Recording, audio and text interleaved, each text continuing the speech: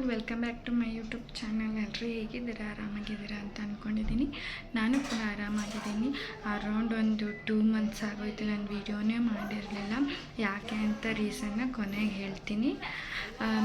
ಬನ್ನಿ ಇವತ್ತಿನ ವ್ಲಾಗ್ನ ಸ್ಟಾರ್ಟ್ ಮಾಡೋಣ. ಇವತ್ತು ಗುರುವಾರದ ವ್ಲಾಗು.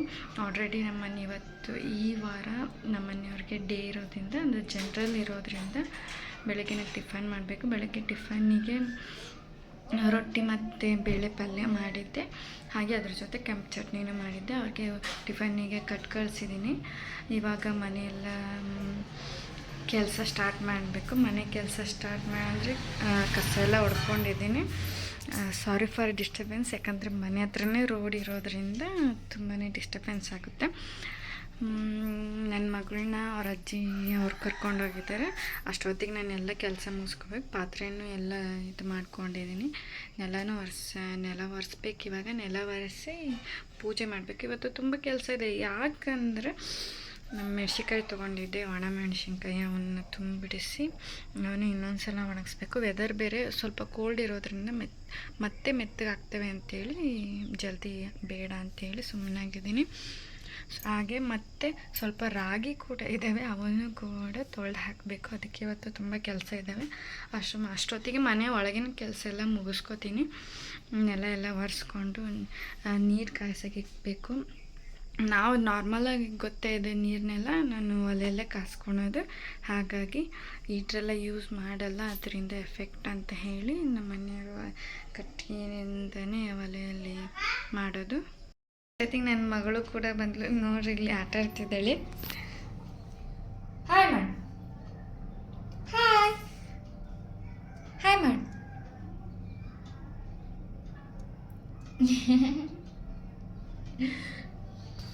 ನನ್ನ ನಾಣೆ ಮೇಲಿರೋ ಸ್ಟಿಕ್ಕರ್ ತಗೊಂಡು ಆಟ ಆಡ್ತಿದ್ದಾಳೆ ಅವಳು. ಹಾಯ್ ಮಾಡಮ್ಮ, ಹಾಯ್ ಮಾಡು, ಹಾಯ್ ಹಾಯ್. ಬರೀ ಹಿಂಗೆ ಮಾಡಿದೆ. ಯಾವಾಗಲೂ ಹಣೆ ಸ್ಟಿಕ್ಕರ್ ಇಡೋಕ್ಕೆ ಬಿಡೋಲ್ಲ. ಅದನ್ನು ತಗೊಂಡು ಆಟ ಆಡ್ತಿರ್ತಾಳೆ. ಇವಾಗ ಬಂದಿಲ್ಲ, ಅವಳಿಗೆ ಫೀಡಿಂಗ್ ಮಾಡಿಸಿ ಇವಾಗ ಕೆಲಸ ಮುಗಿಸ್ಕೊಳ್ಬೇಕು. ಅವಳು ಬಂದಿಲ್ಲ ಅಂದರೆ ಏನೂ ಕೆಲಸ ಆಗೋಲ್ಲ, ಯಾಕಂದರೆ ಅವಳ ಜೊತೆನೇ ಆಟ ಆಡಬೇಕಲ್ಲ. ಅದಕ್ಕೆ ಅವಳನ್ನ ಮಲ್ಗೋ ಮಟ್ಟ ಸ್ವಲ್ಪ ಹೊತ್ತು ಬಿಟ್ಟು ಆಮೇಲೆ ಬೇಕಿದ್ರೆ ಕೆಲಸ ಮಾಡ್ಕೊಳೋಣ ಅಂತ ಅಂದ್ಕೊಂಡಿದ್ದೀನಿ. ಇನ್ನೇನು ಜಾಸ್ತಿ ಏನು ಅಷ್ಟೊಂದೇನು ಕೆಲಸ ಇರೋಲ್ಲ. ಮೆಣಸಿನ್ಕಾಯಿ ತೆಗಿಬೇಕಿತ್ತು, ಬಟ್ ವೆದರ್ ಇನ್ನೂ ಕೋಲ್ಡ್ ಆಗಿದೆ, ಹಾಗಾಗಿ ತೆಗಿಯಲ್ಲ. ಆಮೇಲೆ ಸ್ವಲ್ಪ ಸೂರ್ಯ ಬಂದರೆ ತೆಗಿತೀನಿ.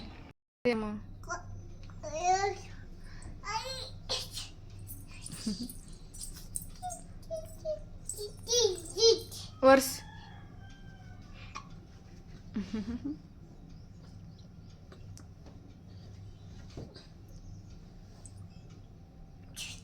ಅಮ್ಮ ಕಣ್ಣೆ, ಅದು ಕಣ್ಣು ತೋರ್ಸು. ನೀ ಮೂಗೆ ಅದು ಬಾ ಅಮ್ಮ. ಮಕ್ಕಳು ಮನೆಯಲ್ಲಿದ್ದರೆ ಅಯ್ಯೋ ಟೈಮೇ ಹೋಗೋದು ಗೊತ್ತಾಗಲ್ಲ.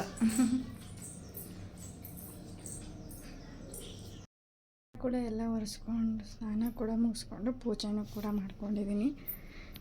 ನೋಡಿ ಕಾಣಿಸ್ತಿದೆ, ಪೂಜೆ ಕೂಡ ಮಾಡ್ಕೊಂಡಿದ್ದೀನಿ. ಇವಾಗ ನನ್ನ ಮಗಳು ಕೂಡ ಅವಳು ಮಗಸಿದ್ದೆ, ಅವಳು ಎದ್ದು ಹಾಗೆ ಅವ್ರ ಅಜ್ಜಿ ಮನೆ ಬಿಟ್ಟು ಬಂದಿದ್ದೀನಿ. ಇವಾಗ ರಾಗಿ ತೊಳಿಬೇಕು. ರಾಗಿ ತೊಳಕ್ಕೆ ಇಟ್ಕೊಂಡಿದ್ದೀನಿ.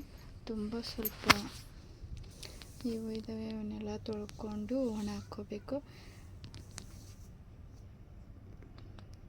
ರಾಗಿ ತೊಳೆಯೋಷ್ಟಿಗೆ ತುಂಬಾ ಸಾಕಾಗೋಯ್ತು. ಯಾಕಂದರೆ ಒಂದೇನಿಲ್ಲ ಅಂದರೆ ಒಂದು 10 ಸಲನಾದರೂ ರಾಗಿ ತೊಳೆದು ಜಲಿಸಿ ಒಣ ಹಾಕಿದ್ದೀನಿ. ತೋರಿಸ್ತೀನಿ ಬನ್ನಿ ನಿಮಗೆ ಹೇಗೆ ಒಣ ಹಾಕಿದ್ದೀನಿ. ನಾನು ಹೇಗೆ ರಾಗಿನ ತೊಗೊಳ್ತಿದ್ದೀನಿ ನೋಡಿ. ರಾಗಿನ ಈ ಥರ ತೊಳೆದು ಒಣ ಹಾಕ್ಕೊಂಡಿದ್ದೀನಿ. ನೋಡಿ ಕಾಣಿಸ್ತಿದೆಯಾ? ಈ ಥರ ತೊಳೆದು ಒಣ ಹಾಕಿದ್ದೀನಿ. ಬಿಸಿಲಲ್ಲಿ ಒಣ ಹಾಕಬೇಕಿತ್ತು, ಅದ್ರ ನೆರಳಲ್ಲೇ ಒಣ ಹಾಕಿದ್ದೀನಿ. ಸ್ವಲ್ಪ ಹಾರ್ಕೊಳ್ಳಿ ಅಂತ ಹೇಳಿ, ನೀರೆಲ್ಲ ಇಂಗಲಿ ಅಂತ ಹೇಳಿ. ನಾಳೆ ಬಿಸಿಲು ಇದ್ದರೆ ಹಾಕ್ತೀನಿ.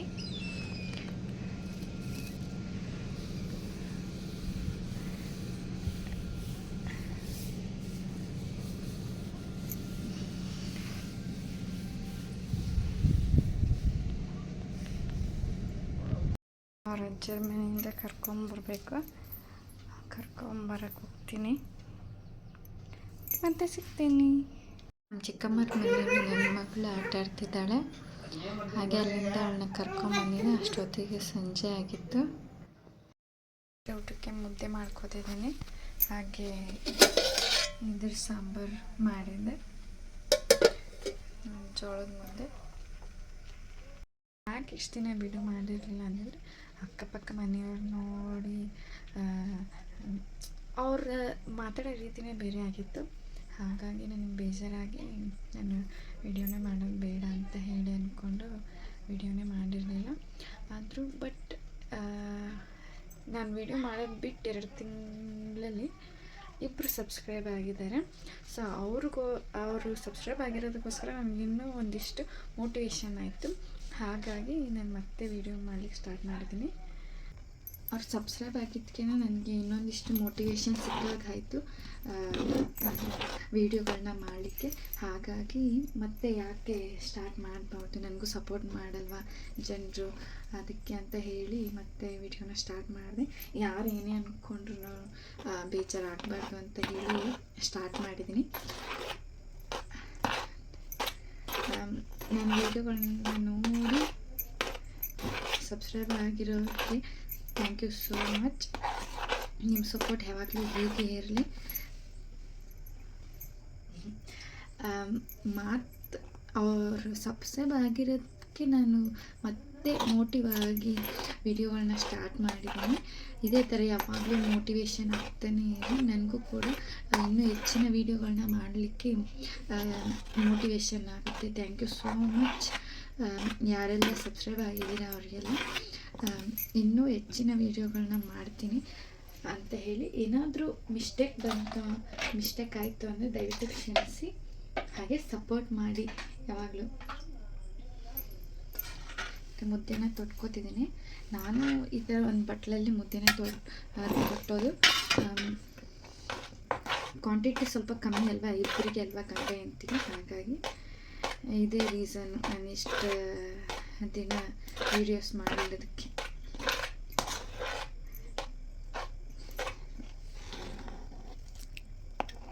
ಕೆಲವ್ರಿಗೆ ಜೋಳದ ಮುದ್ದೆ ಇಷ್ಟ ಆಗುತ್ತೆ, ಕೆಲವ್ರಿಗೆ ಇಷ್ಟ ಆಗಲ್ಲ. ಬಟ್ ನಮ್ಮ ಮನೇಲಿ ಊಟ ಮಾಡ್ತೀವಿ ನಾವು. ನಮ್ಮ ಮನೆಯವ್ರಿಗೆ ರಾಗಿ ಮುದ್ದೆನೇ ಇಷ್ಟ ಆಗೋದು ಅವರಿಗೆ. ನಾನು 2 ಊಟ ಮಾಡ್ತೀನಿ. ಅದು ಗಾದೆನೇ ಇದೆಯಲ್ಲ, ಮುದ್ದೆ ತಿಂದರೆ ಗಟ್ಟಿ ಇರ್ತಾರೆ ಅಂತೇಳಿ. ಹಾಗಾಗಿ ನಾನು ಮುದ್ದೆ ಮಾಡ್ತಾನೆ ಇರ್ತೀನಿ. ರೊಟ್ಟಿ ಮಾಡಿದ ದಿನ ಮಾತ್ರ ಮುದ್ದೆ ಮಾಡಲ್ಲ, ಯಾಕಂದರೆ ರೊಟ್ಟಿನೇ ತಿನ್ಕೋತಾರೆ ಅಂತ ಹೇಳಿ ಮುದ್ದೆ ಮಾಡಲ್ಲ, ರೊಟ್ಟಿನೇ ಇರುತ್ತೆ ಅಂತ ಹೇಳಿ. ನಮ್ಮ ಮನೆಯವ್ರಿಗೆ ಕೈ ಹಿಂಡಿಗಳು ತುಂಬಾ ಇಷ್ಟ ಆಗುತ್ತೆ. ಕೈ ಹಿಂಡಿ ಅಂತ ಅಂದರೆ ಹುರಿದು ಕೈಯಲ್ಲೇ ಕುಟ್ಟಿ ಮಾಡ್ತಾರಲ್ಲ ಅಂತ ಚಟ್ನಿಗಳು ಅಂತ ಅಂತಾರೆ. ನಾವು ಹಿಂಡಿ ಅಂತ ಹೇಳ್ತೀವಿ. ಅಂಥದ್ದಾದರೆ ಅವ್ರಿಗೆ ತುಂಬಾ ಇಷ್ಟ. ಅಂಥದ್ದಾದರೆ 2 ರೊಟ್ಟಿ ತಿನ್ನೋರು 4 ರೊಟ್ಟಿ ತಿಂತಾರೆ. ಆ ಥರ ಮಾಡಬೇಕು ಅಂತ ನಾನು ಕೂಡ ಮೊದಲಿಂದ ಏನು ಕಲಿತ್ಕೊತ ಬಂದಿಲ್ಲ, ಇತ್ತೀಚೆಗೆ ಕಲಿತಿದ್ದೀನಿ. ಸೊ ಆದ್ರೂ ನಾನು ನಮ್ಮ ಅಜ್ಜಿ ಹತ್ರ ಹೇಳಿಸ್ಕೊಂಡು 2-3 ಹಿಂಡಿನ ಕುಟ್ಟಿ ಮಾಡ್ತೀನಿ. ಅದು ನಮ್ಮ ಮನೆಯವ್ರಿಗೆ ತುಂಬಾ ಇಷ್ಟ ಆಗುತ್ತೆ, ತುಂಬ ಇಷ್ಟಪಟ್ಟು ತಿಂತಾರೆ. ಆವಾಗಿನ ಕಾಲದಲ್ಲೆಲ್ಲ ಮಿಕ್ಸಿ ಈ ರೀತಿ ಏನೂ ಇರಲಿಲ್ವಲ್ಲ. ಆವಾಗೆಲ್ಲ ಕೈಯಲ್ಲೇ ಕುಟ್ಟಿ ರುಬ್ಬಿ ದುಂಡಿಲಿ ರುಬ್ಬಿ ಅಡುಗೆ ಮಾಡ್ತಿದ್ರು. ಇವಾಗ ನಾನು ಒಂದೊಂದು ಸಲ ರುಬ್ಬಿ ಅಡುಗೆ ಮಾಡ್ತೀನಿ. ಅದು ತುಂಬಾ ರುಚಿ ಬರುತ್ತೆ. ಆವಾಗ ರುಬ್ಬಿ ಮಾಡಿದ್ದ ಅಡುಗೆ ರುಚಿ ಬಂದಿರುತ್ತೆ. ಒಂದ್ಸಲ ಕೈಯಲ್ಲಿ ಮತ್ತು ಒಲೆಯಲ್ಲಿ ಮಾಡಿ ನೋಡಿ, ನಿಮಗೆ ಗೊತ್ತಾಗುತ್ತೆ ಅದ್ರದ್ದು ಅನುಭವ.